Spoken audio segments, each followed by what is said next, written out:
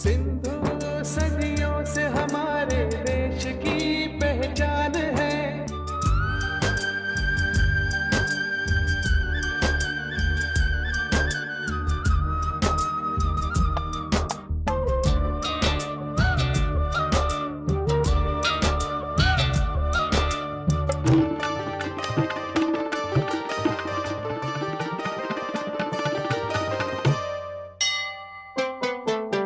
देश के दुख सुख से इसका आज का रिश्ता नहीं, इसका पानी साफ है, शफाफ है, खारा नहीं। आपने हैरत है अब तक इस तरफ देखा नहीं।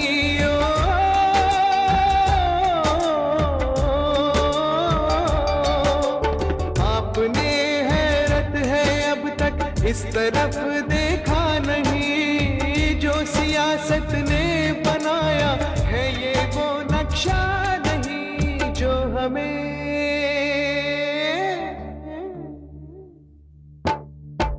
हमें कुदरत ने बख्शा है ये वो सम्मान है।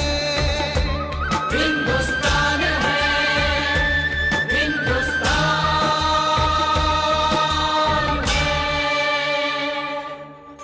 सिंधु।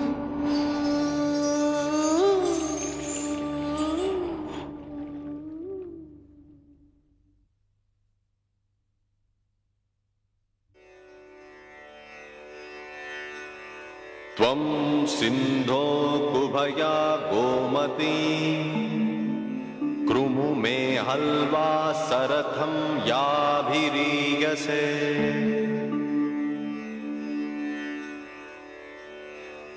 अभित्वा सिंधो शिशु भिन्न मातरो वाश्रा अर्षन्ति पयसे बधेनवः।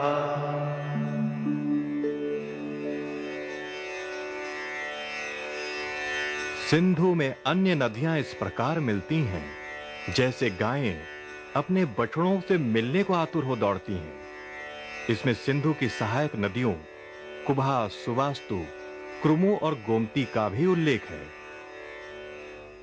महान सिंधु, अपने सिंधु सूक्त में वीर सावरकर ने कहा था, ऐ सिंधु, यदि सारा संसार तुझे भुला दे तो भी हम तुझे नहीं भूलेंगे।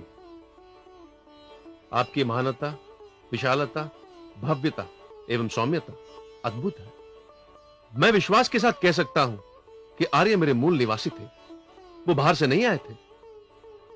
पश्चिमी विद्वानों ने भ्रामक प्रचार किया था कि वो विदेशी थे। देखिए, आर्यों के आक्रमण की जो धारणा है वो तो लिंग्विस्टिक है, उसका भाषा शास्त्रीय है, पुरातात्विक प्रमाण अभी तक तो मिले नहीं है। ये बिल्कुल निराधार सिद्धांत है। वास्तव में आर्य शब्द का जाति से कोई रिश्ता नहीं है। आर्य शब्द एक गुणवाचक शब्द है और संपूर्ण भारतीय वाङ्मय में आर्य शब्द का उपयोग कहीं पर भी जाति के अर्थ में नहीं हुआ है। पश्चिम के विद्वानों ने इस सिद्धांत का आविष्कार 18वीं शताब्दी के अंतिम चरण में करना प्रारंभ किया। उसका कारण यह था कि उस समय भारत सांस्कृतिक दृष्टि से, ज्ञान की दृष्टि से और आर्थिक दृष्टि से बहुत समृद्ध और विकसित राष्ट्र था। यूरोप के राष्ट्र उस समय पर बहुत पीछे थे और वे भारत जैसे महान राष्ट्र से अपना संबंध स्थापित करना चाहते थे। इसके लिए सबसे पहले सर विलियम जोन्स ने संस्कृत, फारसी, ग्रीक और लैटिन इन 4 प्राचीन भाषाओं के बीच में शब्द साम्यता को उन्होंने खोजा और उनका कहना था कि भाई ये जो शब्द साम्यता है ये किसी व्यापारिक या राजनीतिक संपर्क के कारण से नहीं है। ये लगता है कि ये प्राचीन भाषाएं किसी एक मूल भाषा की पुत्रियां हैं और उस मूल भाषा को बोलने वाला समाज किसी एक जगह पर रहता रहा होगा तभी तो उसकी मूल भाषा होगी। यहां से फिर इस बात की खोज शुरू हुई कि वो मूल भाषा कौन सी है जिससे ये सब भाषा निकली, और उस भाषा को बोलने वाले लोगों का मूल निवास कहाँ है, यानी दो चीजें शुरू हुई।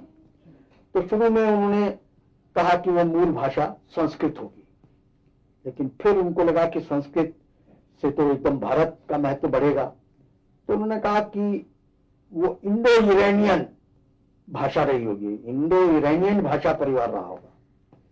तो जर्मन्स ने एकदम उसको कहना शुरू कर दिया कि नहीं नहीं नहीं, वो तो Indo Germanic family of languages थी, क्योंकि वो जर्मनी को भारत से जोड़ना चाहते थे। उस समय पर फ्रांस और जर्मनी में बहुत अधिक प्रतिस्पर्धा चल रही थी, उनमें बहुत झगड़ा था। जर्मनी फ्रांस के विरुद्ध संघर्ष कर रहा था और इंग्लैंड का भी फ्रांस से टकराव था।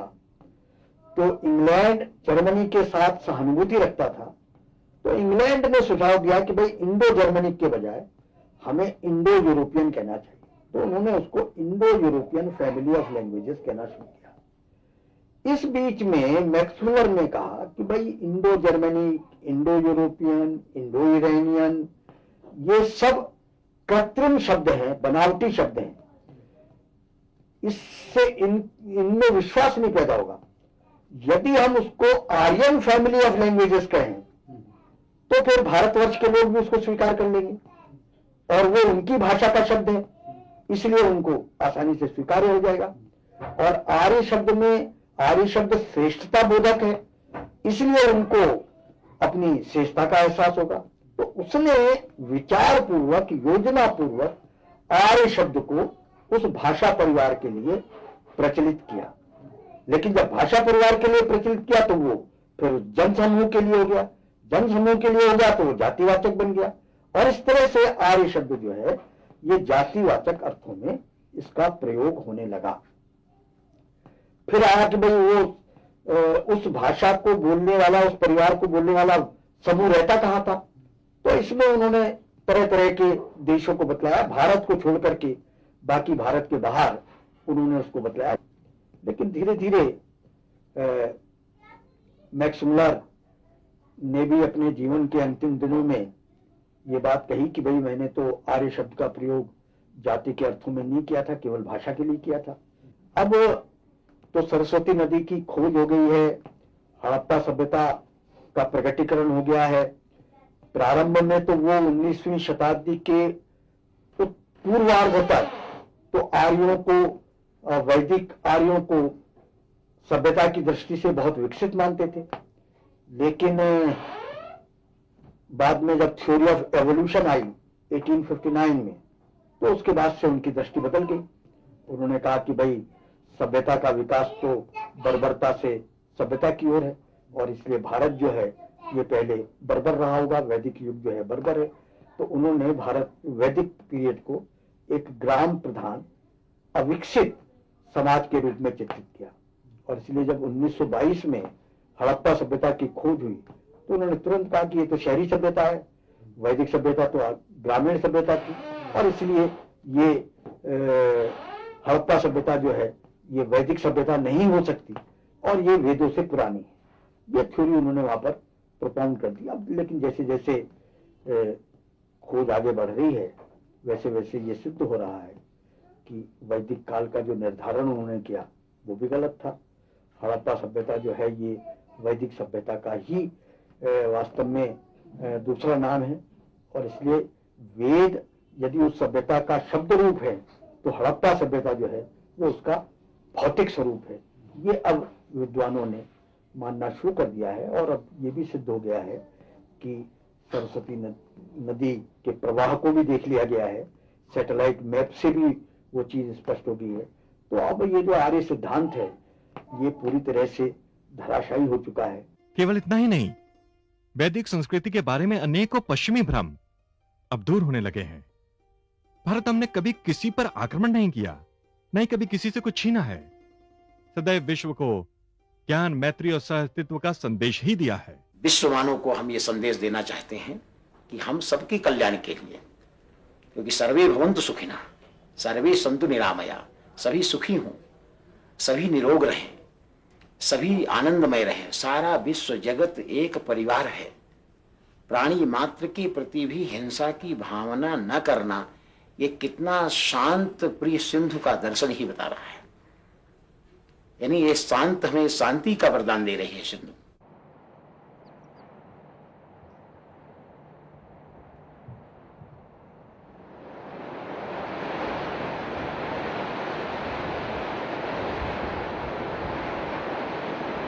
प्रणाम स्वामी जी। स्वामी जी, किस प्रकार ये सिंधु बौद्ध और हिंदू धर्म दोनों से ताल्लुक रखती है स्वामी जी? हमारे भारतीय वाङ्मय में और हमारी जो सोच है उसमें और हमारे जो पुराणों में जो अवधारणाएं अवतारों की, उनमें 24 अवतार हैं। उनमें एक अवतार भगवान बुद्ध भी है। तो भगवान बुद्ध हमारे 24 अवतारों में से एक अवतार है। तो जिसने करुणा का संदेश दिया, जिसने कहा जीवन दुख है, जिसने कहा कि जीवन दुखों से घिरा न हो, शाश्वत शांति को प्राप्त हो, तो भगवान बुद्ध की करुणा का संदेश इसमें मिलता है और ऋषियों के चिंतन की ये साक्षी है। तो मैं ऐसा कह सकता हूं कि हिंदू और बौद्ध मैत्री में अगर कोई सहायक बन सकती है तो ये नदी बन सकती है। आज इतने सालों बाद इस सिंधु को फिर से याद किया जा रहा है स्वामी जी, इसका क्या महत्व है? सिंधु एक ऐसी सरिता है जहां समूची भारतीय संस्कृति और संवेदनाओं का रक्षण और पोषण हम वहां देखते हैं। सिंधु अपने में महानद है और इसका जल आरोग्य कारक है, पुण्य कारक है, सुचिता, पवित्रता, स्फूर्ति और तेजस्विता, बलवर्धन में सहायक जो जल है वह सिंधु का जल है। मैं ऐसा कह सकता हूं कि यह प्रवाह अमीय प्रवाह है, अमृत प्रवाह है। इस प्रवाह के साक्षी रहे हैं हमारे ऋषि, मुनि, ज्ञानी, गुणी, तपस्वी, ब्रह्मचारी, योगी, ब्रह्मवेत्ता और तत्ववेत्ता। इसी प्रवाह को साक्ष्य मानकर वैदिक वाङ्मय की रचना हुई है। इसी प्रवाह को साक्ष्य मानकर समुची संस्कृति का रक्षण करने वाले महामुनियों ने, योगियों ने यहाँ वैदिक साहित्य की रचना की। तो मैं ऐसा कह सकता हूँ कि ये जल आरोग्य कारक है और इस जल में जड़ी बूटियों का समावेश है, उन वन्य औषधियों का जो एक प्रकार से जीवन का रक्षण करने वाली हैं, जो मन में सुचिता, पवित्रता, बल, स्फूर्ति और शक्ति देने वाली हैं। प्रेम हमारा सिद्धांत, विश्वास हमारा दर्शन, करुणा हमारी मान्यता और सहयोग ही हमारा मूल मंत्र है। मानसरोवर से लेकर कराची तक और तिब्बत से लेकर लद्दाख तक कभी मैं हिम नदों को गले लगाता हूं तो कभी बादल फटने की आवाज से रौद्र रूप में बहता हूं और अंततः मीलों चौड़े पाट में शांत रूप से सागर से जा मिलता हूं। पाकिस्तान के पश्चिमी पंजाब के मैदानों में 5 नदियां रावी, झेलम, सतलज, चिनाब और व्यास आकर मुझसे मिलती हैं। उद्गम से लेकर सागर मिलन तक 1700 मील की मेरी लंबी यात्रा है। यह यात्रा है 3 देशों की मैत्री की, यात्रा है चीन की महान सभ्यता और हमारी महान वैदिक सभ्यता के अनोखे सामंजस्य की। जो भी लोग, जिनकी भी पूरी सिविलाइजेशन वहां से शुरू हुई है, उनसे सबके लिए सिंधु का महत्वपूर्ण जगह है दिल में। और ये अगर एक संदेश या एक मैसेज होना चाहिए, ये होना चाहिए कि जो लोग या जो सिंधु नदी से पे बसे थे और जो सिंधु नदी से सिविलाइजेशन ली थी, तो वो सब लोग प्यार से आपस में चल सकते हैं। इसी मैत्री और एकता का तीर्थ लद्दाख में आपके तट पर बना हुआ है, जहां पर हर वर्ष सिंधु उत्सव के समय सिंधु पुत्र आपको प्रणाम करने आते हैं।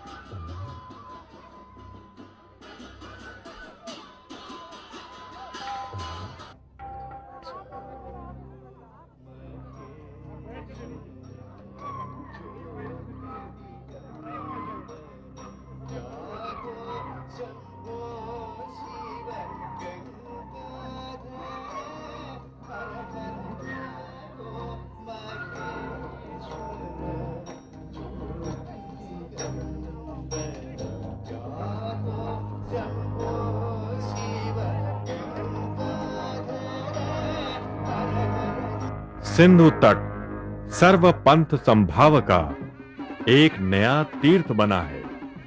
यहां हिंदू, मुस्लिम, ईसाई, सिख, विभिन्न मतों और पंथों के महान विद्वान सबकी भलाई और कल्याण की कामना के साथ एकत्र होते हैं। मेरे तट पर दिल्ली और आगरा के महामान्य आर्च बिशप भी आए।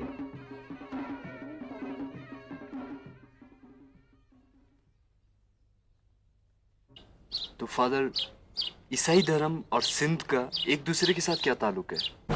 सिंध दरिया तो भारतीयों के लिए ही नहीं, हम सब यहाँ के देशों के लिए बहुत महत्वपूर्ण है। जैसे आप जानते हैं कि सिंध दरिया चीन में शुरू होती है, तिब्बत से आती है, भारत में आती है और फिर पाकिस्तान में। मैं सोचता हूँ इस दरिया से हम जीवन लेते हैं। दरिया हम सबों को जीवन देती है, तो हम सब एक हो सकते हैं। It could be a real nice motive and significance that all are one इस सब कॉन्टिनेंट के लिए। That's I think important. 200 साल पहले इसी एरिया में पास से फादर आए थे, मिशनरीज आए थे, लोगों को सिखाया था, स्कूल शुरू किए थे।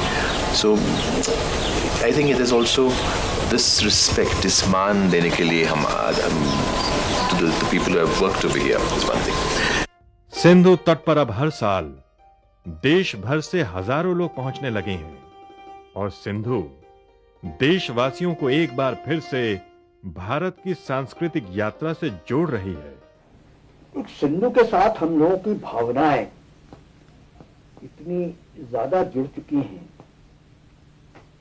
उसे हम पूरे अपने इतिहास के प्रवाह से जोड़ करके देखते हैं। इसलिए जब भारत का विभाजन हुआ और सिंधु नदी के प्रवाह का बड़ा हिस्सा पाकिस्तान में चला गया, तो हम सब की भावनाओं को उससे बहुत गहरा आघात लगा और हमें लगा कि शायद हमारी पहचान ही छिन गई है। इस मनस्थिति में, इस पृष्ठभूमि में जब लेह के पास सिंधु के उस प्रवाह के दर्शन हुए, तो अंदर से एक ऐसा रोमांच पैदा हुआ, एक इस प्रकार का जिसको कहते हैं गर्व का और संतोष का भाव पैदा हुआ कि नहीं, सिंधु नदी अभी उसने हमें छोड़ा नहीं है, वो हमारे पास है। और अब तो लद्दाख में सिंधु तट पर अन्य आयोजन भी होने लगे हैं। देश भर से सैकड़ों भक्त स्वामी अवधेशानंद की भागवत कथा सुनने के लिए पहुंचे थे। भारत माँ के जय जय जय जय,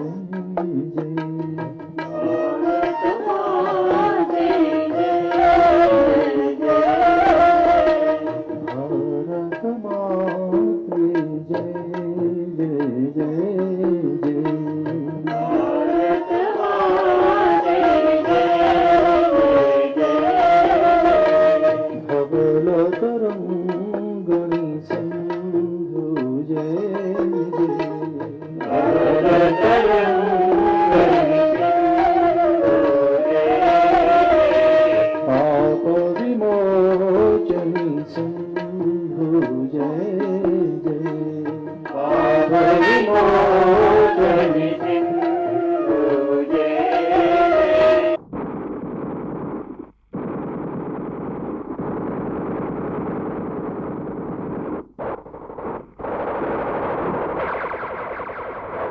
कारगिल युद्ध में सिंधु पुत्र वीर जवानों की शानदार विजय हुई। इस युद्ध में वीर गति प्राप्त जवानों के परिवारों को सिंधु तट पर श्रद्धा पूर्वक सम्मानित किया गया। वीर जवानों को बहनों ने राखियां बांधी। इस राष्ट्रीय एकता के उत्सव में सभी मत और विचारधारा के लोग आए और सिंधु का स्तवन किया।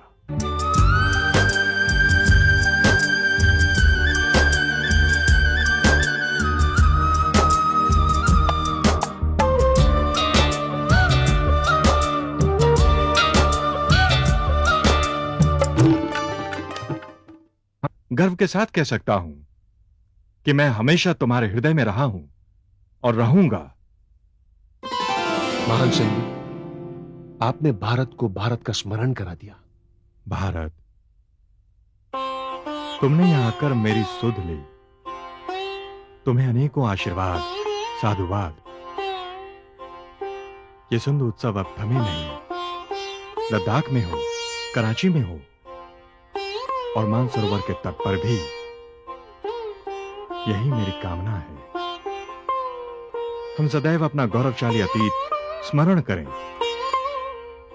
स्वयं प्रगति करें और विश्व को भी प्रगति और प्रेम के मार्ग पर ले चलें। हे महान सिंधु, हम आपके प्रति चिर कृतज्ञ रहेंगे। आपने मेरे समक्ष मेरे 5,500 वर्ष पुराने इतिहास को दोहरा दिया, मेरी अच्छाइयां बता दी, मेरी कमजोरियां दिखा दी।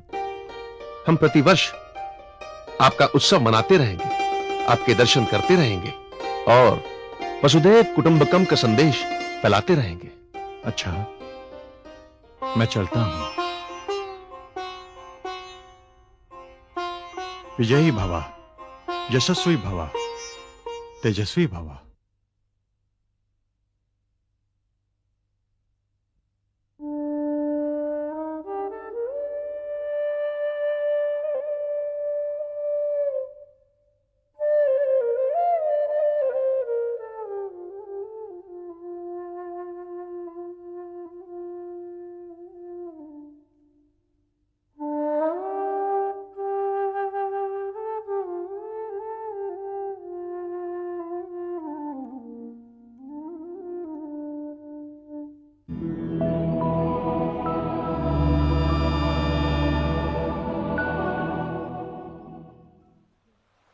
एक अनादि और अनंत यात्रा है सिंधु की, और उतनी ही सनातन गाथा है उसके नाम से जुड़ी हमारी सभ्यता की।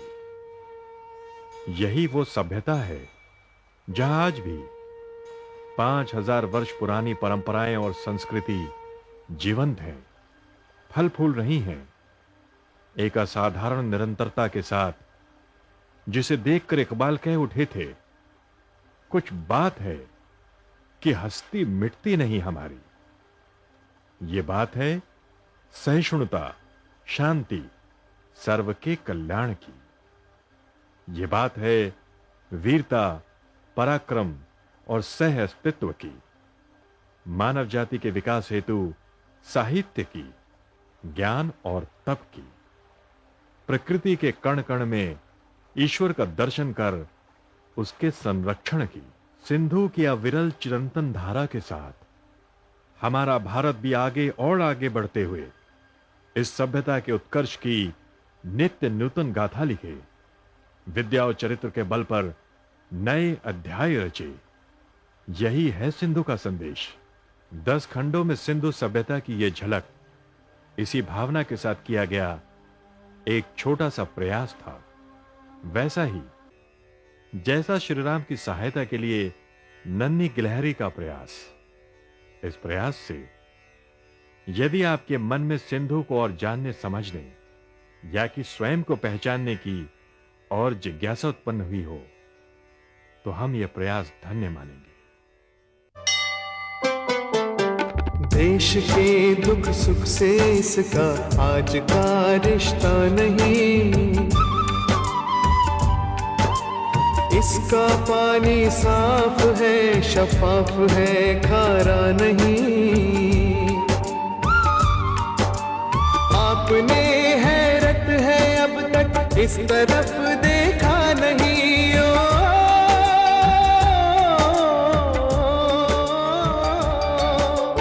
आपने हैरत है अब तक इस तरफ देखा नहीं। जो सियासत ने